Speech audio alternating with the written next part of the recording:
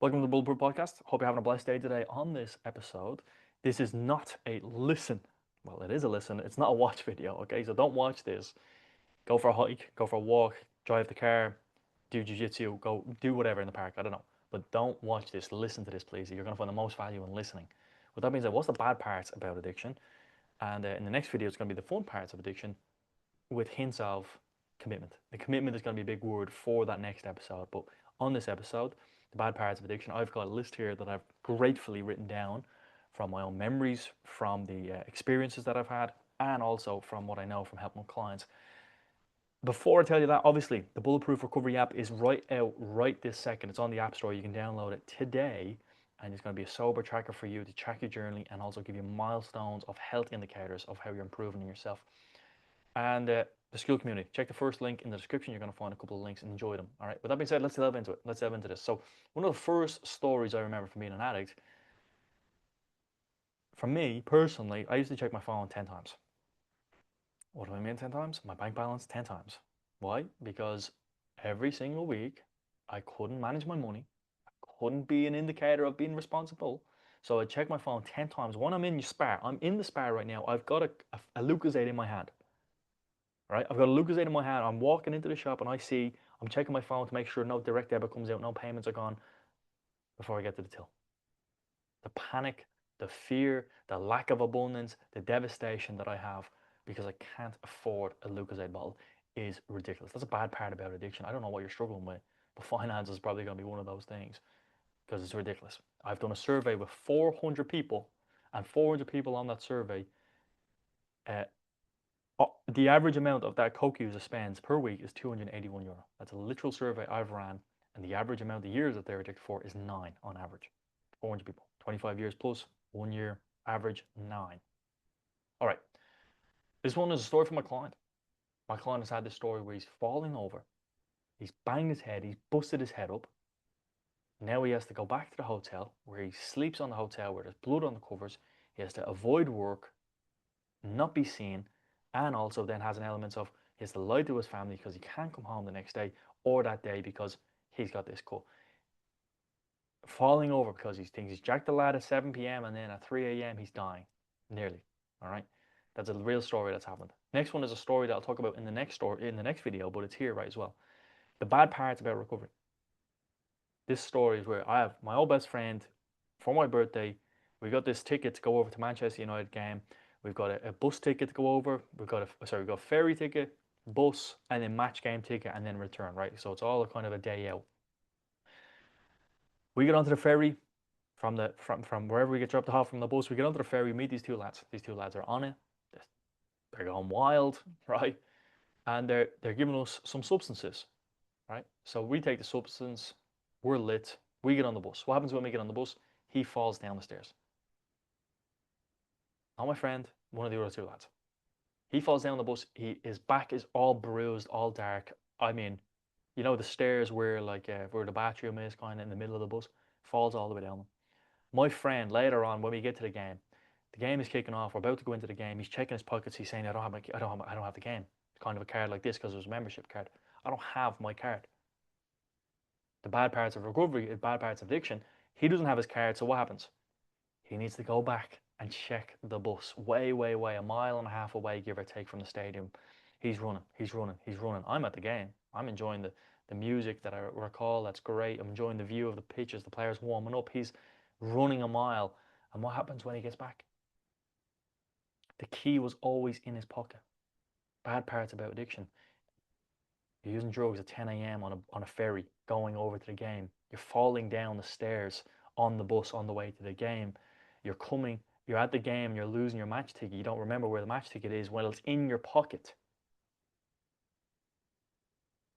These are real stories that are happening on a daily, weekly basis. Yeah. Here's another one. Bad parts about addiction. Every time you drive, you have your heart drops into your stomach every single time. This is a bad part about addiction. And I'm only saying all of this context to try to get you to have really negative associations to this thing that you're using. You're not going to have any more of this elements of where your heart drops into your chest, into your stomach.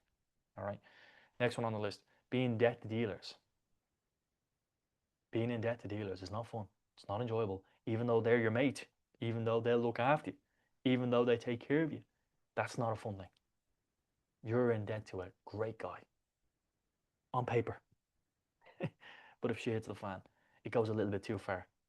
You ain't gonna be great pals at all anytime soon. Another one is very simple. You might think I'm a little bit strange for this one. You're breaking the law, right? Yeah, as simple as it is.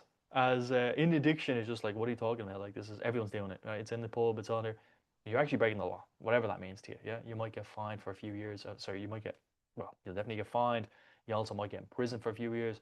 Drug driving could be included on this. Bad parts of addiction. Next on the list, try sniffing at home. I remember playing beer pong at 10 a.m., drinking vodka. You take a shot, you get a whack, and also you get to drink vodka at 10 a.m. because you're super cool, Gary. Super cool. I'm in Amsterdam right now, by the way. I didn't tell you that my background has changed. Apparently, you're crazy if you don't do drugs here. Apparently, you're crazy if you don't go to the red light district. You know, some people can't outthink themselves, and they think they're right. You know, and which they are right in their own opinion. They are. You know, apparently, you're crazy if you don't do those things, which I'm not. Right, I'm grateful to say I'm not doing those things. All right, lying. I was gonna say laying in bed till three in the afternoon, and your nose is all blocked. That after your dry sniffing, yeah, your nose is all blocked. You've got no money in your bank balance. You're in debt to dealers. You got people calling. You got people texting you. I mean, I feel sick. Literally right now, I feel sick talking about those things. None of it lying day in day out. When you're an addict, you lie 10 times more. Paul Merson, a gambling addict, footballer, ex footballer, said that if there was an Olympics for lying, gambling addicts would be the number one. Now, obviously he's biased because he was a gambling addict, but it's a funny story. He is someone that lied many times, and you're gonna lie many times. It's devastating. It's devastating. No one. Paranoia of anyone and everyone. Paranoia. That text coming in, that call, that random phone number. That's 7 a.m. in the morning time. That noise outside. Who's there? What's there? It's unbelievable the amount of paranoia. Bad parts of addiction. Bad parts of addiction. Next on the list, making bad decisions in general. Big, bad, small, large. You're gonna. AA has a quote. You're not in control of your actions while you're an addict, but you are in control of your actions after addiction. I agree with it, and I love it. I think it's very nice as a fundamental, bold thought process. I mean, you're going through it right now if you're an addict. It's not nice, but those decisions will haunt and hurt and affect and impact if you do X, Y, and Z's. So you need to get out sooner rather than later before the compounding or damage is even more. And you get re-traumatized and re-traumatized and your addiction just keeps spiraling because of that. All right, another one on the list. Being on naughty websites for 5 hours. It's not something that men like to admit. I don't know what it is with women. I haven't found a woman that I could ask directly what the situation is, but men get incredibly erotic and flavoursome on the end of a night. They go on websites, particularly porn websites, for multiple hours, and they can go into one category, starts off vanilla, gets a little bit darker, gets a little bit darker, gets a little bit deeper, gets a little bit deeper, and then eventually, you're on these websites for men and women, and then also the LGBT crew. You've got all these different. It's just like anything. You take a certain amount of substances, you're gonna need more substances, and you're gonna need more substances, and you're gonna need more substances. You have enough sex, you're gonna need more sex, more and deeper and deeper and crazier and wilder. Same thing for the website. Same thing for the website. So you're gonna spend 5 hours, 4 hours on those websites, 3 hours on those websites after a night out. Nose getting blocked for hours, I mentioned that. Regret and shame. You wake up in the next morning, that's next on the list. Bad parts of addiction. Regret and shame. Decisions, money spent, people hung out with, things said, I don't know, locations being. Yeah. Unbelievable. Unbelievable. I can let those settle in there. It's devastating. Right, next one on the list, bad parts of addiction. Messing up with your mind. Messing up with your mind. Again, I'm in Amsterdam. You'd be called crazy if you weren't taking drugs. You'd be called crazy if you're not getting the red light districts because you're an addict. What do I mean by that? If you're an addict, you believe you're right. You believe the substance helps you. You believe it makes you think better. You think more unique. You think people don't get you. You think you're on the ball. Yeah. You think that you think that your paradigm, your view of life is right, which is like right 50% of the time, let's say, give or take, and then the other 50% it's diluted, but it's not diluted enough to help you stop. Like I know I have a client that one of his friends has lost his mind with drugs, and his friend lost his mind. He's creating conspiracy after conspiracy. He's creating lie after lie. He's saying that this person's after me and that person's after me, and this is all joined dots because because I've done this, and now you ratted on the police for this, and then you told the neighborhood watch for this. Completely losing their mind in that regard. That's completely gone. But you could have subtle ways of that. So that's an extreme way. You could have subtle ways of that. Subtle ways of that would be that person's looking at me strange, or my partner isn't loving me as much, or I'm not thinking that like work isn't as good. So there's more subtle ways compared to where you think the whole neighborhood's against you. All right, and there is wild ways. All right, next on the list, a couple more. We've got about four more. For me, stealing from family was one thing which I ain't done when I'm sober. I tell you, I've only done when I'm an active addiction. Yeah, and that's been a very impactful thing on my recovery journey that has impacted my life dramatically. Ever since that day that I've stole from my family, that has had a ripple effect negatively to this day where there's consequences. Every family has this and that, quote unquote, whatever that means to you. But yeah, that one's been one of my ones from my family. Yeah, no doubt about that. All right, next one on the list. Taking these substances, bad part about addiction, doesn't give you direction. Doesn't give you any direction. You're going out the weekends. Your weekend is your purpose. Well, on recovery, you need to have I would say need. On recovery, you would need to have a meaningful venture, whatever that means to you. Could be a family dynamic, could be a goal dynamic, could be a purpose. You need to have a purpose.